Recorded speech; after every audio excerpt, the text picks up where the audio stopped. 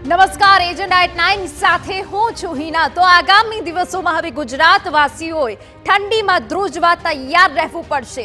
જી હા, રાજ્યમાં કાતિલ ઠંડી પડી રહી છે। ફરી ઠંડીનો ચમકારો વધ્યો છે।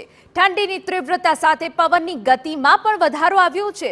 રાજ્યના અનેક શહેરોમાં ધુમ્મસભર્યું વાતાવરણ છવાઈ ગયું। આવતીકાલ સુધી કાતિલ ઠંડી પડવાની આગાહી છે। 5 જાન્યુઆરીથી ફરીથી ઠંડીનું જોર વધી શકે છે। રાજ્યના 3 જિલ્લાઓમાં તાપમાન 10 ડિગ્રીથી નીચું નોંધાયું છે।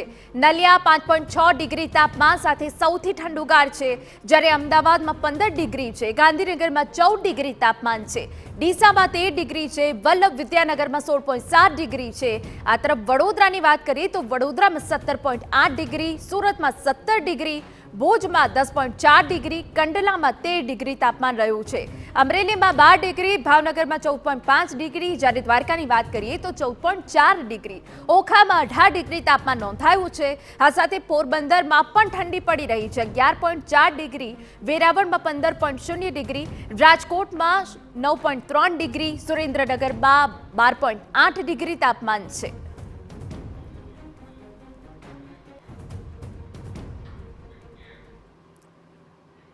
તો રાજ્યમાં ઠંડીની તીવ્રતા સાથે પવનની ગતિમાં વધારો આવ્યો છે। અમારા સંવાદદાતા રોનક વર્મા વધુ વિગતે વાત કરવા જોડાયા છે।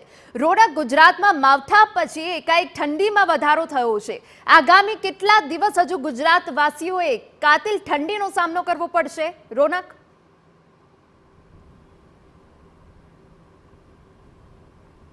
બિલકુલ હિના, ગુજરાતમાં માવઠું અને જે પ્રકારે ઉત્તરના ભાગોમાં જે હિમવર્ષા થઈ રહી છે, ચાહે જમ્મુ કાશ્મીરની વાત હોય, ઉત્તરાખંડની વાત હોય, હિમાચલ પ્રદેશની વાત હોય, આ તમામ બાબતોની અસર છે તે ગુજરાત રાજ્યના મેદાની પ્રદેશોમાં પણ જોવા મળી રહી છે। મેદાની પ્રદેશો જે છે ત્યાં આગળ અત્યારે હવાનું પ્રમાણ છે તે વધ્યું છે। આ સાથે જ અત્યાર સુધી જે ભેજનું પ્રમાણ હતું તે આજે સવારથી જોવા નથી મળી રહ્યું। તેના જ કારણે જે ઠંડી અને પવનો છે તેમાં વધારો જોવા મળી રહ્યો છે। આપ સીધા જ દ્રશ્યો જોઈ રહ્યા છો અમદાવાદથી, કે જ્યાં આગળ જે નદી કાંઠે વસેલું આ શહેર અને નદી કાંઠે વસેલા શહેરના જે લોકો છે તે અત્યારે ક્યાંક ને ક્યાંક ઠંડીની મજા છે તે માણી રહ્યા છે। આજે સવારથી જ જે પવનો છે તે ફૂંકાઈ રહ્યા છે। પવનો ફૂંકાવાની સાથે જ જે ઠંડીમાં ક્યાંક 2 થી 3 ડિગ્રીનો ઘટાડો હોય તે પ્રકારે લાગી રહ્યું છે। આ ઉપરાંત માત્ર અમદાવાદ પરંતુ રાજ્યભરમાં આ જ પ્રકારે સ્થિતિનું નિર્માણ છે તે થયું છે।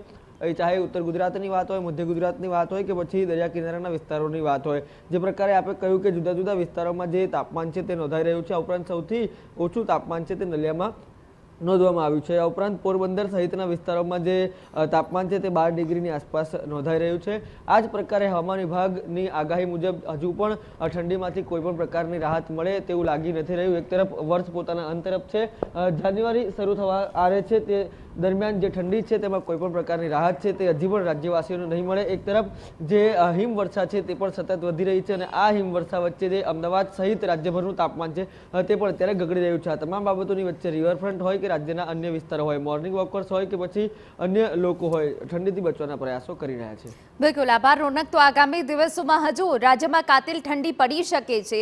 5 જાન્યુઆરી બાદ ફરીથી કાતિલ ઠંડીનો સામનો કરવો પડશે।